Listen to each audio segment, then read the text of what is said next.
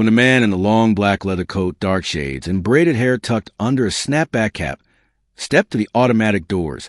The energy in the room shifted like someone had tracked mud into a marble ballroom.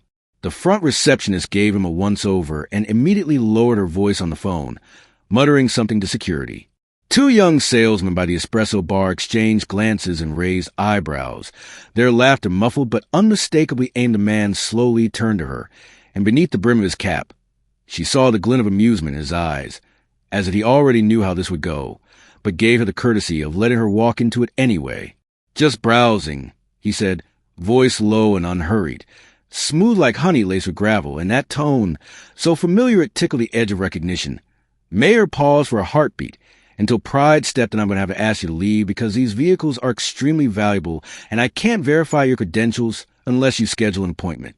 The man simply nodded slowly and looked around, as if taking stock of more than just cars, without flinching or arguing. "That's how y'all greet people, huh?" "Sir, please don't make this difficult," Karen yelled, already annoyed that her voice hadn't scared him off. "No money? Get out now," she added with a smirk loud enough for half the showroom to hear. And that's when the two guards moved in, not aggressively, but close enough to send a message. "You're not welcome here." The man turned, gave one last look around the dealership floor, and paused as his eyes settled on a small framed plaque near the front desk that read, "Sunview Motors, proudly acquired by Orion Holdings." He smiled, really smiled, then tipped his hat and walked out, leaving behind Whisper's rolled eyes and Karen already typing up an internal memo about disruptive foot traffic. What no one realized, not Karen, not the guards, not the snickering salesman, was that the man they just humiliated wasn't a prankster or poser or troublemaker. He was Calvin Broadus Jr., known to the world as Snoop Dogg, and he hadn't walked in off the street looking for a deal. He had walked in because 3 weeks earlier, through a blind shell acquisition under his private equity arm, he had become the silent owner of the entire Sunview dealership network, 14 locations nationwide, including this flagship showroom, which he had chosen, specifically, to visit in disguise, not to make a scene, but to see how his people, his team, treated those they assumed had no power. And now, with the truth in his pocket and receipts in the cloud, he walked back to his Maybach in the parking lot, not angry, not plotting revenge, but smiling like a chess player who had just sacrificed a pawn to trap a queen, because tomorrow he wouldn't just be back. He'd be back with a folder, a camera crew, and a lesson that the most expensive thing in any showroom wasn't the price tag on a Rolls Royce. It was the cost of disrespecting the wrong man. The morning after the incident at Sunview Motors, the mood in the executive boardroom of Orion Holdings was anything but casual. Every major executive sat ramrod straight and high, backed leather chairs, papers and tablets in front of them, while a large flat screen on the far wall displayed paused security footage from the dealership. Footage that had already been reviewed in stunned silence. In the clip, the camera angle showed Karen Prescott pointing an accusatory finger at a calm, silent figure dressed in all black, just before 2 security guards flanked him and escorted him toward the glass exit. And as the image froze, all eyes turned to the man seated at the head of the table, legs crossed, diamond-studded cufflink catching the morning light, his face unreadable beneath designer sunglasses. "So that's how they treat the clientele," Snoop said, finally breaking the silence with a slow exhale, voice low but steady, and it carried across the room like a verdict. No one dared speak. Not the CFO who had pushed the dealership acquisition through, not the compliance officer who had promised exceptional on-site customer experience, and certainly not the PR director who now looked like she wanted to slide under the table. Snoop leaned forward, pulled off his shades, and let the silence drag just long enough before tapping the folder in front of him. A thick dossier filled with employee performance reports, HR complaints, and mystery shopper audits. "I told you I was going to check out myself," he said, with that same measured calm that made him more dangerous than shouting ever could. And what I saw was not just rude, it was brand suicide. The room remained frozen, and the only sound was a faint hum of the HVAC system until Marcus, the firm's general counsel, cleared his throat nervously and said, "Cal, we didn't know they'd act like that had we known." But Snoop raised a hand to stop him, slowly flipping open the folder to a page with Karen Prescott's employee file, highlighted performance issues, a prior complaint involving racial profiling, and an incident with a disabled customer that had been handled internally. She, Ain't the disease, Snoop said softly. She's a symptom. Y'all got a culture problem, not a Karen problem. The room shifted with uncomfortable energy as Snoop stood, walked over to the screen, and clicked the remote to show a different clip. One recorded from his personal team the day before, showing Karen laughing with security after he left, shrugging her shoulders and joking. Did you see that guy's face? I mean, who wears chains like that in here? That was the moment jaws dropped. The HR director closed her eyes in disbelief. The PR director whispered something about crisis mode, and Snoop simply paced back to his chair, sat down, and said, So here's what we gonna do. Tomorrow, I'm going back in there, clean suit, real loud entrance. I want the cameras rolling, and I want corporate to be watching. If we keep her on staff after this, we ain't fixing nothing. We're saying we approve it. The CEO of Orion Holdings finally spoke, voice dry, almost pleading. You want to fire her on camera? And Snoop leaned back, laced his fingers together, and said, I want her to understand she didn't just insult a man. She insulted a movement. She treated a guest like trash, and she don't know that guest owns the whole damn parking lot. By the end of the day, the silent message had been sent across all 14 dealerships. Snoop wasn't just the face of a brand. He was a brand, and disrespect wasn't going to be handled with a warning or a slap on the wrist. It was going to be exposed, dismantled, and replaced with something better. As the sun set that evening, Snoop stood alone on a rooftop terrace overlooking the city skyline, watching the clouds shift as he whispered the next morning. The double doors of Sunbeam Motors flew open not with a hesitant creak of an uncertain customer, but with the measured confidence of a man who knew exactly where he stood and exactly who stood beneath him. Snoop Dogg walked in dress not in a hoodie or leather coat, but in a sharply tailored navy suit, crisp white shirt open at the collar, diamond-studded watch catching the morning light, and polished shoes that clicked with each step like punctuation marks in a power move. Behind him trailed a small team of assistants and media personnel holding sleek cameras and black folders, followed by a sharply dressed man from corporate with a clipboard and a face frozen in executive neutrality. The receptionist froze, the same one who had whispered into security's earpiece the day before, and this time she stood up straight, unsure whether to smile or run, as the energy in the room shifted like a pressure drop before a thunderstorm. Karen Prescott was in the middle of giving a half-hearted pitch to a young couple browsing a Rolls-Royce when she heard the commotion and turned just in time to see Snoop standing at the center of the showroom floor like a king reclaiming his throne, and for a split second her face twisted in disbelief. Recognition flickering, then confusion, then something colder. Fear. What are you doing here? She snapped, stepping toward him like she still had some form of authority. But before she could say another word, the Orion Holdings rep stepped in and calmly handed her a folder labeled Personnel Action, Immediate Executive Review. She glanced down, blinked at the bold font, and tried to laugh it off, but the cameras clicking around her didn't leave room for bluffing. You can't just walk in here like this. She hissed under her breath. This is a private business. And that's when Snoop leaned forward, handed her a slim, leather-bound document, and said in a voice just loud enough for every ear in the building to hear, I own this business, Miss Prescott. As of last quarter, I am the majority stakeholder in Orion Holdings, which includes Sunview Motors. So let me say this real slow, you work for me now. A gasp rose from the nearby staff, and even security guards looked like they'd rather disappear than get caught in the frame. Karen sputtered, looking around like someone reaching for invisible lifelines, but there was nothing to grab. Not her name tag, not her position, not even the clipboard she always wielded like a sword. Because every ounce of imagined power had just been stripped bare by the man she had dismissed as irrelevant 24 hours earlier. You set me up, she stammered. Tried to laugh, but sounding hollow. You came in dressed like a thug just to get a reaction. And Snoop's smile faded just slightly, replaced by a deeper stillness as he said, I didn't set you up. I just walked in like anyone else would. You showed who you are. All I did was let the cameras see it.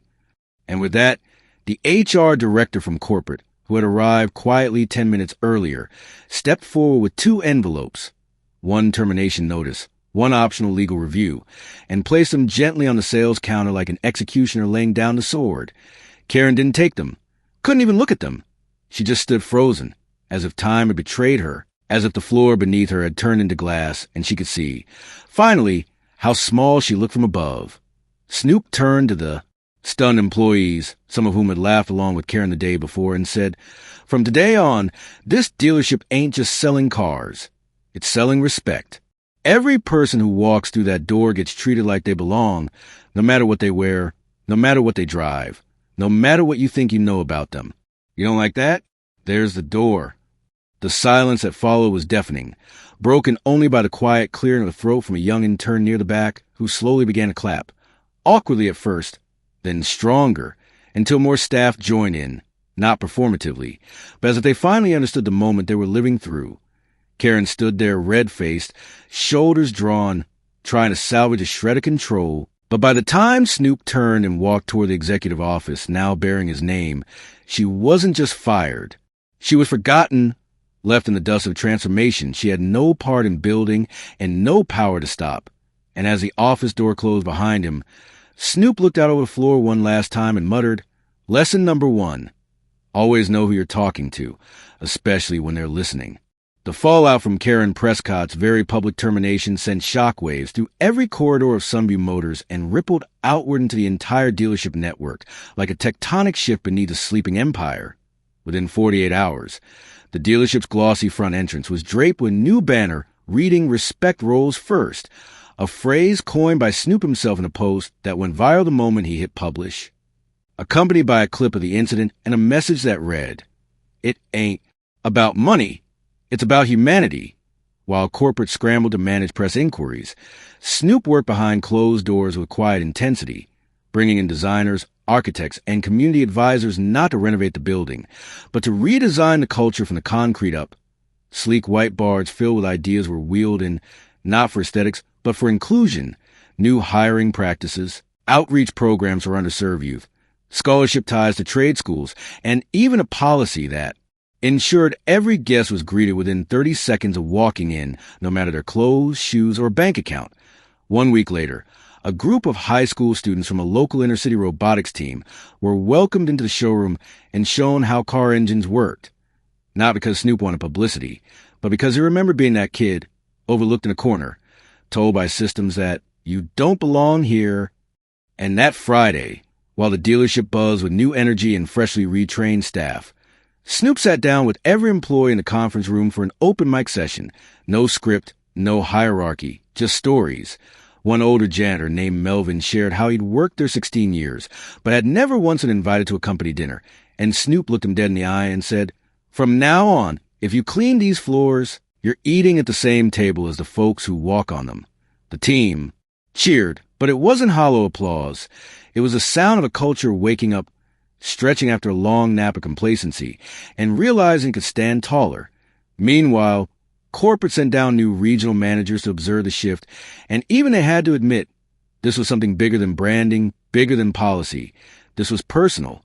The luxury cars still gleamed under the same spotlights, but there was a new warmth to the space, a kind of reverence not for wealth but for dignity. And every single person who walked in, from a man in a Gucci coat to a single mom pushing a stroller, was treated the same, with eye contact, handshakes, and an offer of coffee or water before any mention of sales. It wasn't long before customers began to return, not just for the cars, but for the feeling, because Snoop had taken something once drenched in superficial shine and infused it with soul, authenticity, and principle. Even employees who had silently stood by during Karen's reign began stepping up. One sales associate named Derek issued a handwritten apology to the intern he once ignored, then trained that same intern to shadow him on the floor. When a young Muslim couple came in one afternoon and asked for a quiet space to pray, the new manager didn't blink. He simply nodded and walked them to a quiet corner office with a clean mat and a closed door. That was the new standard. And while newspapers debated whether this shift was marketing genius or a bold social experiment, Snoop knew the truth. It was a reckoning and long overdue. In a city where people were too often judged by the cut of their coat or the color of their skin, Sunview Motors became something else entirely, a place where the shine came from within. And every time someone asked him why he bothered fixing a dealership instead of just walking away, Snoop would grin and say, "Because if you can flip the energy in a room like this, you can flip a whole industry." The scent of new leather and fresh espresso floated through the showroom on a crisp Monday morning, a soft jazz playlist humming beneath the murmur of conversation and the occasional tap of polished shoes across the marble floor. But unlike the stiff energy that once haunted Sunview Motors, the space now pulsed with something lighter: humility, hospitality, hope. Near the entrance, a young man walked in wearing an oversized hoodie, faded jeans, and sneakers that had clearly seen better days, his hands tucked into his pockets as he moved slowly past a row of high-end sports cars, pausing to admire a silver McLaren with reverence, his breath catching slightly at the gleam of the rims. A few months ago, he wouldn't have made it past the door before being followed, questioned, maybe even asked to leave. But today, he was greeted by a smiling sales associate named Elena, who walked up without hesitation, held out her hand, and said, "Welcome to Sunview. Can I get you a water, coffee, or a full tour?" The young man blinked in surprise, hesitated, then nodded slowly as he looked around the glistening room, unsure if he was being punked or actually respected, and Elena, newly trained in what the staff jokingly referred to as a Snoop code, led him not just to the showroom, but to a chair, offered him water, and sat down to ask him about what kind of driving he loved, not what kind of credit he had. In the corner office, behind a tinted glass wall, Snoop Dogg watched it all unfold with a quiet smile, his feet kicked up on the desk, a cigar unlit in his hand, and a feeling of calm satisfaction radiating from the center of his chest. Not because the sale was being made, but because the real product was working. Dignity, wrapped in chrome and courtesy, power by principle. He had seen too many places in his life where power was hoarded and appearances meant everything, where the kid in hoodies like his never got past the lobby, and it wasn't about being a celebrity. It was about understanding what it felt like to be unseen. Today, though, the unseen were not only visible, they were welcomed, honored, and sometimes even inspired, because what began as a revenge story becomes something greater, a blueprint. The dealership had hosted 3 community events that month alone, launched a mentorship program where local teens learned about automotive tech, and even partnered with local schools to offer internship credit, with Snoop attending the kickoff event and reminding the kids, luxury don't start with a car. It starts with how you carry yourself and how you treat others. Reviews online had transformed too, no longer just 5 stars about horsepower or trim features, but paragraphs about how the staff made customers feel like family. The same intern who once got ignored was now a full-time assistant manager in training, and the same showroom that once turned away people who didn't fit the brand now was the brand, a place where respect wasn't for sale. It was standard. Snoop leaned back, thinking about the headlines that had come and gone, the talk shows that had run their flashy segments, and the industry execs who had called him radical or reckless for firing a manager on camera, but none of them mattered. Not really, because change never needed permission, only purpose. And as he stood, walked to the glass, and watched the young man smile as he shook Elena's hand before exiting the dealership empty-handed, but beaming, he nodded to himself and whispered, "Next time, greet every guest like they own the building, because one day they just might." And with that, he turned away from the window, walked toward the elevator, and disappeared into the hallway. No cameras, no entourage. Just a man who once walked into a building and was told he didn't belong, then came back and built something no one could take away.